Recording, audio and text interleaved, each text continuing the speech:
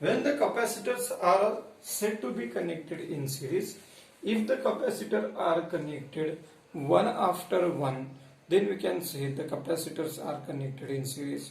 Then how to determine the effective capacitance of the combination if the capacitors are connected in series? So it is exactly reciprocal to that of the combination of the resistors. If the capacitors are connected in series, the formula for effective capacitance is given by 1 by Cs is equals to 1 by C1 plus 1 by C2 plus 1 by C3 for these three capacitors when they are connected in series. For nth number of capacitors, we can add this equation for nth number of the capacitors. While that of the second combination of the capacitor, that combination is the capacitors are connected in parallel. When the capacitors are said to be connected in parallel, if they are connected between two common points, then they are said to be connected in parallel. Here in this combination we can see there are three capacitors C1, C2 and C3 are connected between two common points, then they are said to be connected in parallel. So how to determine the value of effective capacitance if the capacitor are connected in parallel? Then the effective capacitance is given by C1 plus C2 plus C3. For nth number of capacitor, we can add this equation for C4 up to Cn when they are connected in parallel. What is the capacity of the capacitor? Every individual capacitor has its own capacity. The capacity of the capacitor is given by the formula AK epsilon naught upon D. So we can derive the three different equations for the energy stored in a capacitor,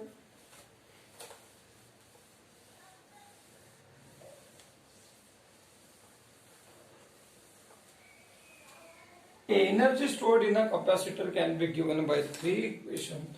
The first equation is given by Q square upon 2C. Second equation is given by half CV square. And the third equation is given by half QV.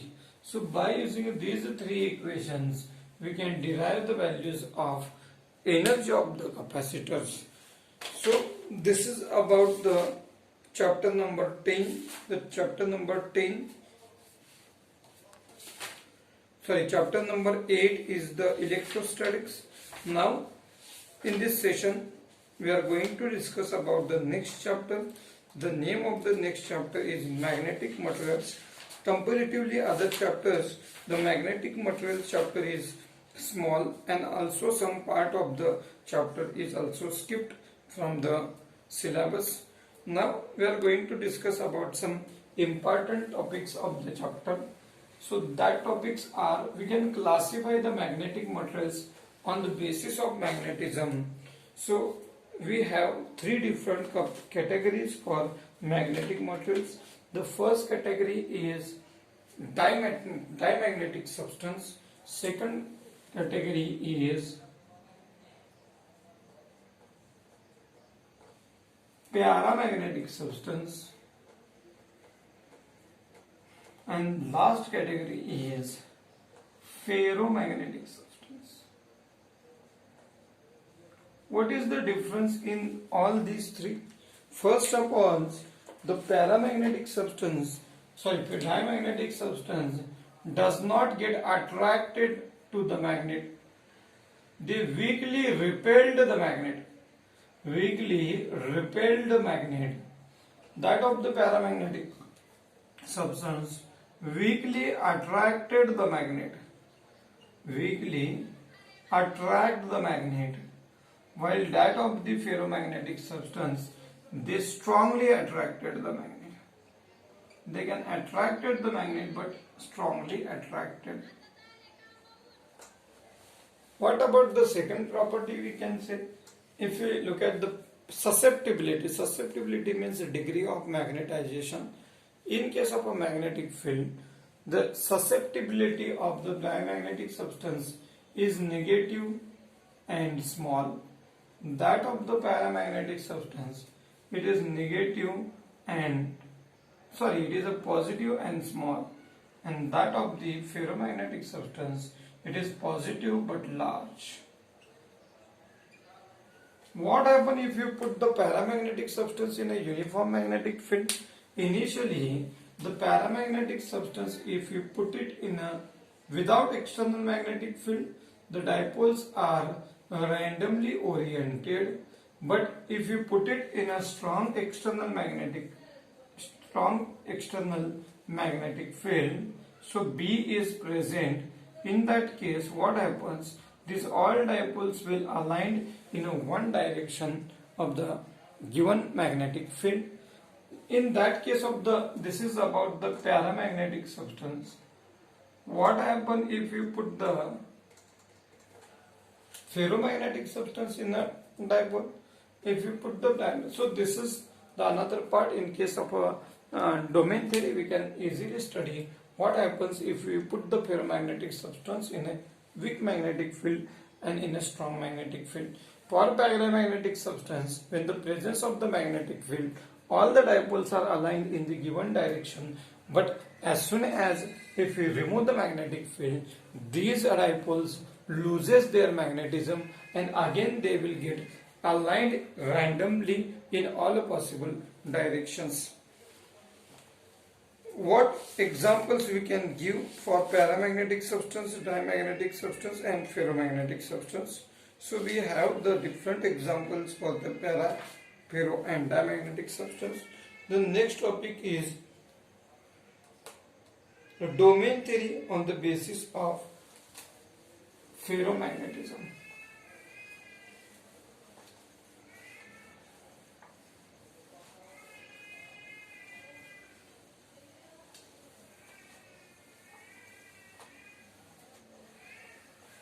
What is the domain?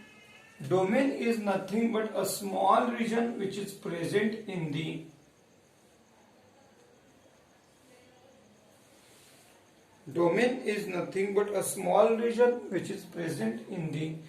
ferromagnetic substance is called domain. What is the size of the domain? It is about 1 millimeter. How many atoms can align in one domain? Then 10 raised to 9 atoms can occupy in one domain.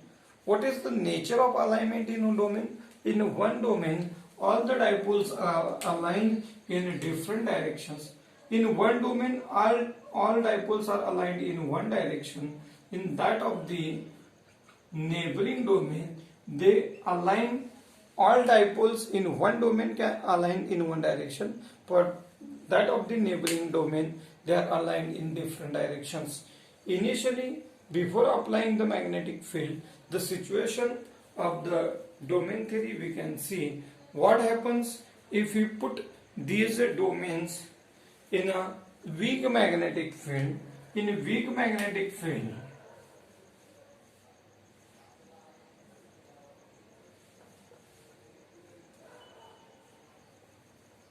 now the magnetic field is present, but it is a weak magnetic field. What happens? The domain structure try to align in the given direction of the external magnetic field. So all dipoles try to align in the direction of the external magnetic field.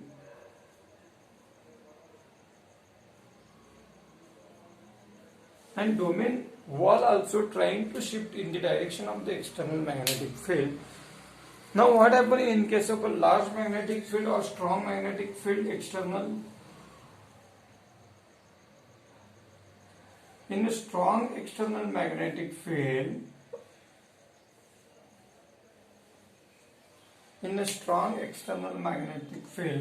all dipoles, this domain structure will get vanishes, domain structure will get destroyed, and all dipoles which are present in different domains will align in only one direction. So all dipoles are aligned in the given direction of the external magnetic field when the external magnetic field is strong. What happens if we remove the external magnetic field? In this case, if you remove the external magnetic field, even after removal of external field, even after removal of external magnetic field, these material do not loses their magnetism. All dipoles are remain aligned permanently in the given direction of the magnetic field, so they are called as a permanent magnet. So ferromagnetic materials are used to making the permanent magnet. And the next topic is, what is the effect of temperature? If you are increasing the temperature, the magnetism or the magnetic property of the material goes on decreasing at particularly high temperature, where the magnetism decreases and becomes zero. That particular high temperature is called Curie temperature. So how is the nature of the magnetism, which depends on the temperature? Then with increasing temperature, the magnetism goes on decreasing, and at particular Curie temperature the magnetism becomes zero. So this is about the two chapters. Today we have done the revision of the 4 chapters totally.